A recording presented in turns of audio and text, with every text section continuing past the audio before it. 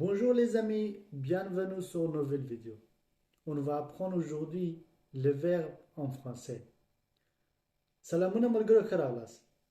راځئ چې نن په ګډه د فرانسوي ژبې د فعلونو په اړه زده کړه وکړو. په فرانسوي ژبه کې فعلونه په دریو ډلو ویشل کیږي. راځئ چې نن موږ او تاسې په فرانسوي ژبه کې هغه فعلونه چې په لومړۍ ډله کې راځي او څه رقم ته کاریږي همدا زده کړو. هغه فعلونه چې په ار باندې پای ته رسیږي یعنی اخري دوه توري ار دي هغه د لومړۍ ډلې فعلونه دي خو پرته له الې څخه الې فعل چې دی یعنی د تللو فعل د درېمې ډلې څخه دی چې په لومړۍ ډله کې نه راځي هغه ځان ته کاریږي هغه به بیا وروسته زده کړو. راځئ چې اوس د لومړۍ ډلې فعلونه زده کړو.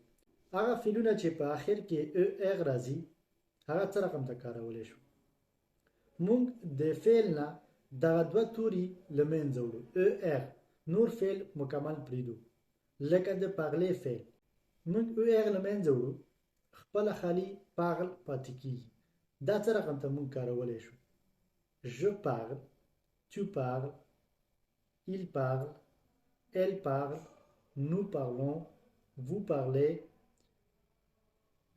il parle, elle parle. اوس یوازې په لیکلو کې موږ باید کوم ترمینیزون ورته اضافه کړو چې په فرانسوي ژبه کې ورته ترمینیزون وایي او په پښتو کې ورته وروستاړی ویل کیږي. وروستاړی هم ویلی شو ورته.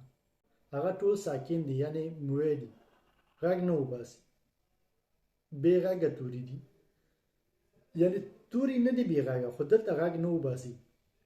فرانسوي ژبې همدا ستونزه ده چې موږ نشو کولی ټول توري تلفظ کړو. ځینې توري دي چې غږ نه ورکوي هغه ساکن دي. je parle زه خبرې کوم. tu parles ته خبرې کوې. il parle هغه سړی خبرې کوي. elle parle هغه میرمن خبرې کوي. nous parlons موږ خبرې کوو. vous parlez تاسو خبرې کوئ.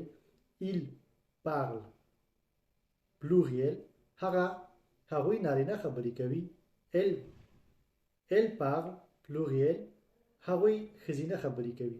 دلته موږ په تلفظ کې هیڅ توپیر نه راځي خو یوازې توپیر چې موږ کوم څه کې راځي هغه په لیکلو کې دی.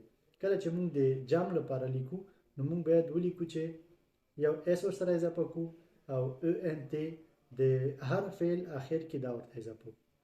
نو دا و د لومړی فعل د لومړۍ ډلې فعل. نو هیله ده چې تر دې ځایه به مو زده شوي وي. راځئ چې یو بل فعل هم په ګډه وکاروو. د کار فعل travailler د travailler فعل ار ته نه لرې کوو travail پاتې کیږي.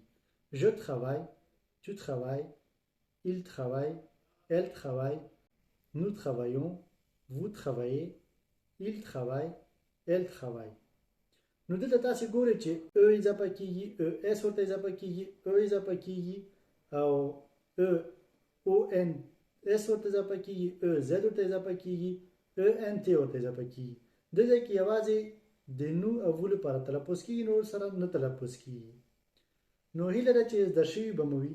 بیا هم زه هڅه کوم چې په دې اړه نورې ویډیوګانې هم جوړې کړم او چیرې تاسې غواړئ له داسې معلومات څخه برخمن شئ نو کولی شئ چې له موږ سره پاتې شئ تر څو زموږ نورې ویډیوګانې هم وګورئ.